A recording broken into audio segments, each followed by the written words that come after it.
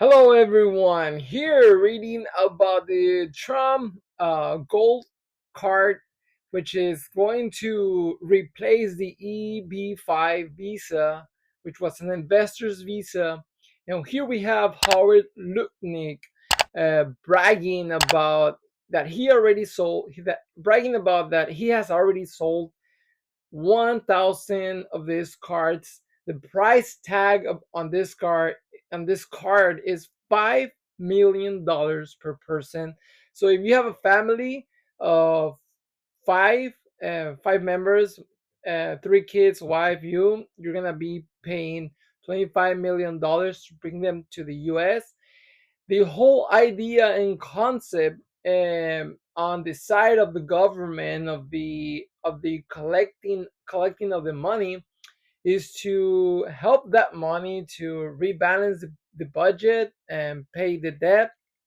uh, and for the win side, for the investor or the person that is going to be buying the card, is for them to be able to bring their family to the United States as a safe haven, in case of a catastrophe, war, or anything like that. It is very interesting because now, just yesterday, President Macron and its administration, it's building a package, a backpack pack with some money and radio and food in case of a nuclear attack to France. It's getting a little crazy. There's so many things going on right now, but on this one, we're gonna see here uh, how Howard Lutnick is talking about the visa. Here he goes. John Paulson had a call with Donald Trump and was talking to Donald Trump and was kicking around the idea of we should sell, right? Why do we give away visas? We should sell them. And they're talking about it. Donald Trump calls me, gets me on the phone, right? We all talk about it, right? And then we go from there. And then my job is to figure out, like I always figure out, how to do it. What's the path? Do you have Let's a go path? figure it out. Of course. About 2 weeks from today, it goes out. Okay? Elon's building me the software right now, Yeah. right? And then out it goes. And by the way, yesterday I sold 1,000. Oh, you did? I got a poly market I created on how many are you guys going to sell this year. So Cool. Yeah, curious to see how many. That's fantastic. Yesterday, 1,000 I at sold 5,000. 1,000. No, What, 1,000 at 5 million. million. That's $5 billion. Jeez. Now, also, we're learning also that the visa will be replacing this new gold card will be replacing the EB5. Now the EB5 price tag was about $1 million to $800,000, depending. You would have to invest, create jobs. It was a residence card, and you had to be paying fees every year, like annual fees, 1,000, 15,000, 12,000, and some cases $20,000 per person. This in this case, they haven't really bring the whole details of the visa. They're working on them. It apparently is going to take them about 2 weeks to launch it, but it's like a pre-sale thing where they claim to have sold already 1,000 visas with the price tag of $5 million. It's quite interesting what's gonna unfold of this. I was reading here that the assumption of Donald Trump's comment about this, it's like always he's selling this idea. He's thinking that he's gonna be selling about 1 million, uh 1 million visas. So I'm really doubt about that. Where are the 1 million people are gonna come out? But of course, if you're selling this through fear of conflict, war, and a safe haven for your family, and in France, Ukraine, England, and Germany keep pushing for this war uh, in Ukraine, Russia.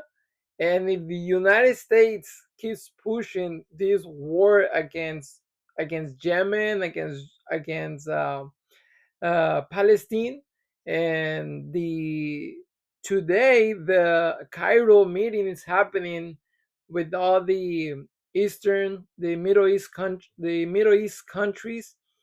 If that doesn't come to a peaceful conclusion, then yes, we're gonna have more conflict unfolding in Ukraine, Russia, and in Israel, Palestine, and then it's gonna be Israel and these other countries, Yemen, the Emirates, the Emirates are not so happy about all this, how it's being conducted. Their Egypt is not happy with how the war is being conducted, the attacks against Palestine, Yemen. Um, Jordan is gonna get involved. Iran is getting involved in all this. So it kind of gives me a correlation or a sense of why Donald Trump is pushing $5 million visas, a gold card. He's naming it the Trump card. So it's quite interesting. The idea of selling it is for investment and to protect your family in case of war. So it's something that is really unfolding fast this past week since Trump went in and he's not giving the money to Ukraine to go to war with Russia, which I'm okay with it. I'm I'm I'm totally fine with that. But going back with the visa, it's interesting. I was just speaking to my friend in Mexico how their economy is getting slugged. But also the Mexican government are not doing their best. They're not doing a good job with the response or the effects that Donald Trump has restructured within the American economy. I was in Phoenix 2 weeks ago. The economy in Phoenix is booming. The economy in Austin is booming. Our American cities are booming economies. There are a lot of jobs that are being made. Apple is bringing their manufacturing of the iPhone to Phoenix area with $500 billion investment. There are also Taiwanese companies. Hyundai is building a a metal uh, manufacturing company in the United States. Rolls Royce is bringing its manufacturing to the United States, and many others. They're bringing the jobs back to America. I mean, they're building these things and their biggest market is America, so I'm happy with that. I'm very very positive that is going to revolutionize the economy and give good positive outcomes to the American people. But on the other hand, I'm not so happy about financing wars, not our wars.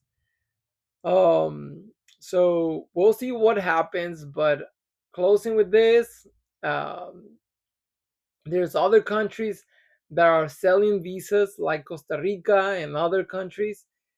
We'll see what happens with these $5 million visas.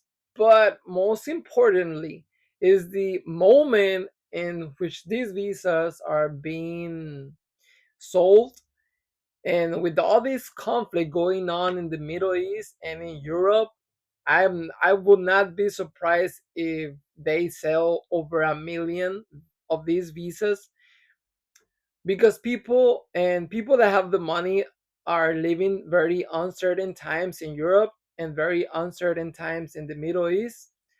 So it's good that the visas are being offered, but at the same time, in a situation like this, not so good. I wish there was more peace around the world, but this is the scenario that we're facing now.